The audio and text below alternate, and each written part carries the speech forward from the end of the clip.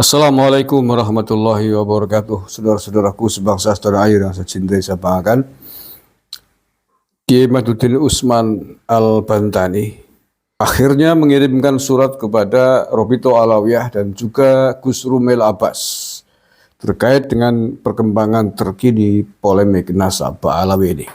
Seperti apakah isi suratnya?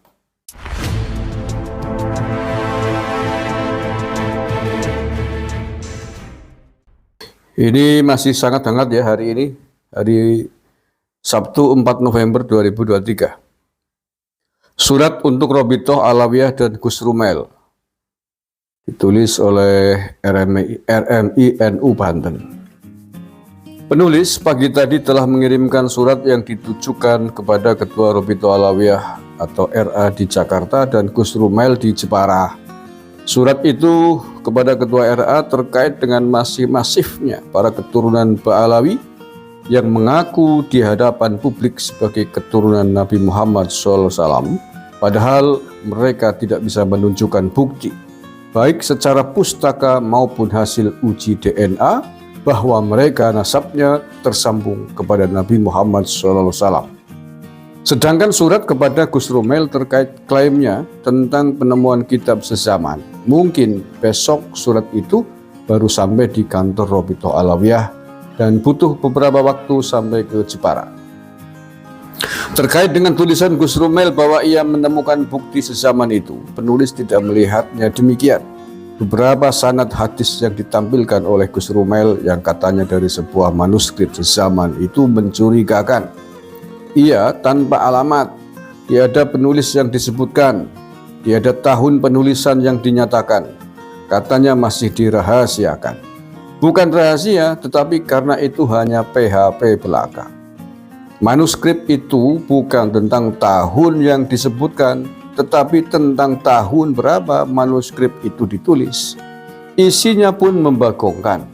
Misalnya, tentang sanad hadis yang menyebut telah menceritakan kepadaku ayahku dan pamanku Ubaidillah, keduanya putra Ahmad Al-Abah.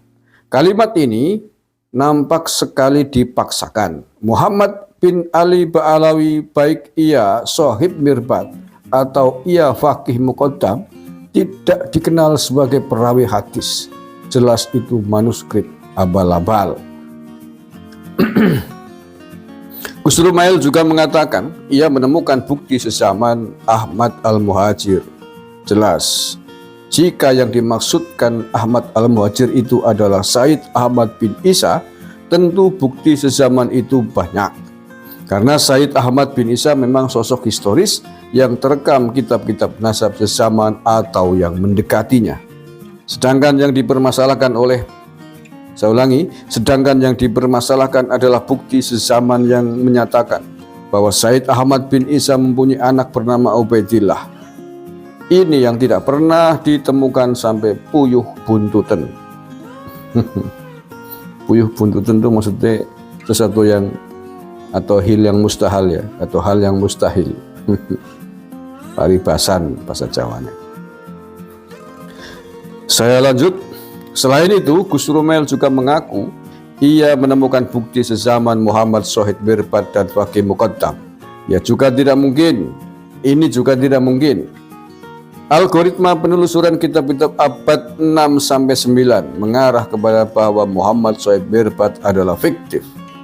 Sedangkan Faqih Muqaddam fakta kesejarahannya meragukan dan glorifikasi individunya kental. Ia bukanlah ia yang disebut dalam tulisan-tulisan Ba'alawi. Kitab-kitab berangka tahun yang sama dengan Sohib Mirbat Ba'alawi banyak ditulis, namun ia tidak menyebut ada sosok seorang Ba'alawi yang bernama Muhammad Sohib Mirbat yang tinggal di Mirbat. Manuskrip kitab Arba'in karya Ali bin Jadid yang diklaim Gus Rumel telah ditemukannya dikatakan di dalamnya ia atau Ali bin Jadid mendapatkan riwayat dari Muhammad Sohib Mirbat dan kakek-kakeknya.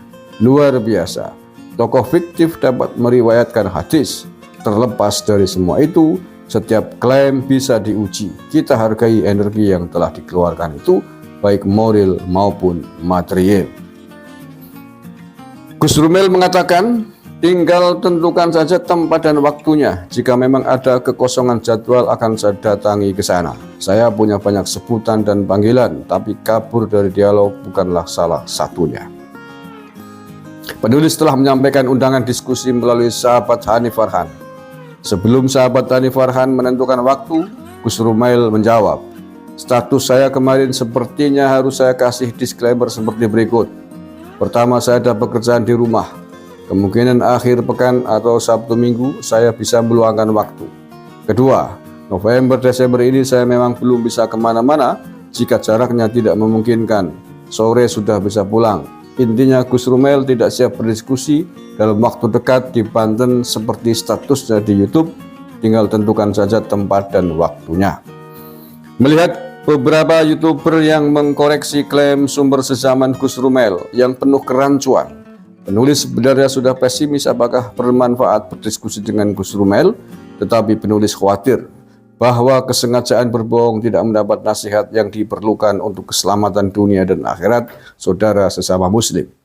Alasan demikian pula lah kenapa penulis banyak membagi waktu antara menjalankan tugas utama mengajar santri dan menulis masalah nasab serta membaginya kepada kaum muslimin.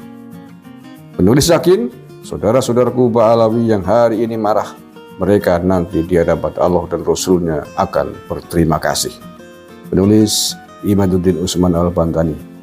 Oke, itu tulisan terbaru dari Kiai Imaduddin Usman Al-Bantani yang intinya meminta waktu atau menantanglah diskusi terbuka kepada Gus Rumail Abbas terkait bahwa dia mengklaim telah menemukan kitab sezaman. Tetapi dari jawaban yang disampaikan kepada Hani Farhan nampaknya agak menggak-menggok dengan berbagai macam alasan, katanya masih belum bisa keluar rumah dan lain sebagainya. Nah, kita tunggu saja. Rumail Abbas, tantangan Anda telah dilayani oleh Kiai Imaduddin Usman dan ini adalah perkembangan terbaru loh ya. Perkembangan terkini dari Wiling Kiai Imad yang sebelumnya hanya bersedia membuka diskusi masalah polemik nasab ini hanya dengan Robitoh Alawiyah. Tetapi ini kemajuan bahwa Kiai Imad bersedia meladeni Rumail Abbas yang katanya minta untuk ditemukan kapan saja waktunya, tempatnya untuk menyelesaikan masalah polemik nasab ini.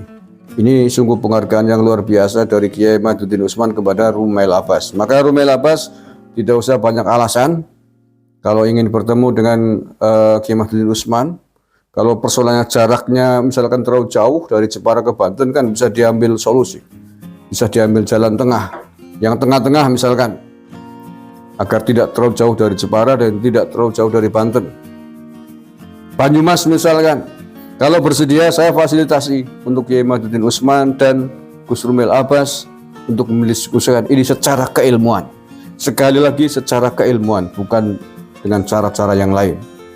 Saya fasilitasi di Banyumas seandainya keduanya setuju untuk bertemu antara Kiai Imad dan Gus Rumail Abbas untuk beradu ilmu pengetahuan. Insya Allah saya dan teman-teman dari Banyumas siap untuk memfasilitasi diskusi dan pertemuan mereka berdua.